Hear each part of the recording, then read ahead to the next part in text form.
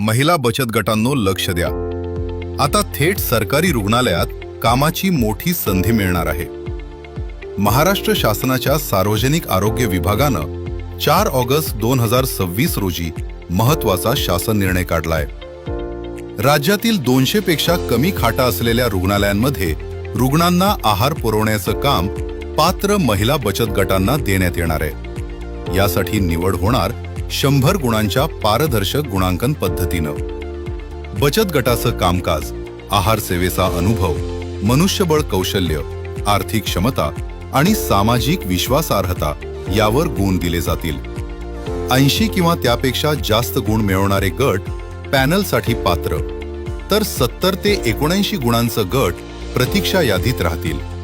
महत्त्वाचं म्हणजे गट MSRLM अंतर्गत नोंदणीकृत किमान 2 वर्ष कार्यरत आणि किमान 10 महिला सदस्यांचा असणं आवश्यक आहे. स्थानिक आणि रुग्णालयाजवळील पात्र बचत गटांना प्राधान्य दिले जाणार आहे. निवडलेल्या गटाला सुरुवातीला 1 वर्षाचा कार्यादेश आणि काम समाधानकारक असल्यास आणखी 1 वर्ष मुदतवाढ मिळू शकते.